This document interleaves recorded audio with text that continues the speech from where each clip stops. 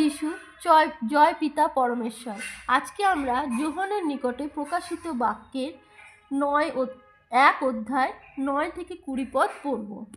মনুষ্যপুত্রের ন্যায় এক ব্যক্তি, আমি যোহন, তোমাদের ভ্রাতা এবং যিশু সম্বন্ধীয় ক্লেশভোগে রাজ্যে ও ধৈর্যে তোমাদের সহভাগী।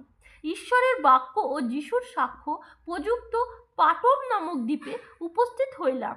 আমি প্রভুর দিনে আত্মাবিষ্ট হইলাম এবং আমার পশ্চাৎ তরিধ্বনিবৎ এক মহরব শুনিলাম।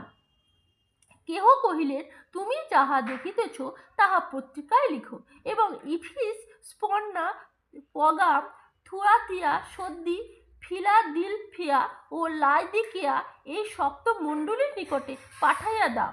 তাহাতে আমার প্রতি যাহার বাণী হইতেছিল তাহাকে দেখিবার জন্য আমি মুখ ফিরাইয়া দেখিলাম সপ্ত সুবর্ণ দিব্যবৃক্ষ ও সেই সকল দিব্যবৃক্ষের মধ্যে মনুষ্যপুত্রের ন্যায় এক ব্যক্তি, তিনি পদ পর্যন্ত পরিচ্ছদে আচ্ছন্ন এবং বক্ষস্থলে সুবর্ণ পটুকায় বন্ধকটি।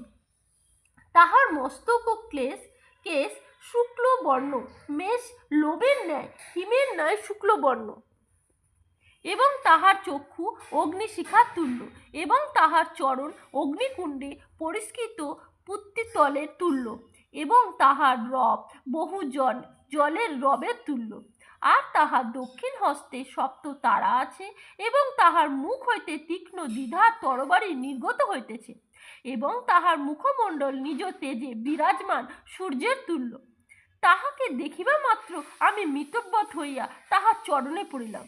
তখন তিনি আমার গাত্রে দক্ষিণ হস্ত দিয়া কহিলেন, ভয় করিও না, আমি প্রথম ও শেষ ও জীবন্ত।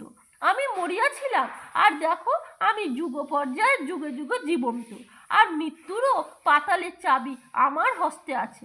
অতএব তুমি যাহা যাহা দেখিলে এবং যাহা যাহা আছে ও ইহার পরে যাহা যাহা হইবে সে সমস্তই লেখো।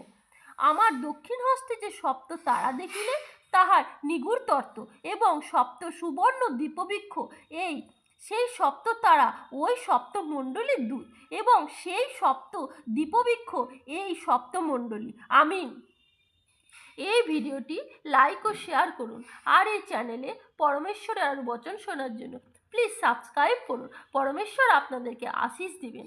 আর কমেন্ট বক্সে আমেন লিখে রিসিভ করুন। জয় যিশু মসিহ। হালেলুয়া।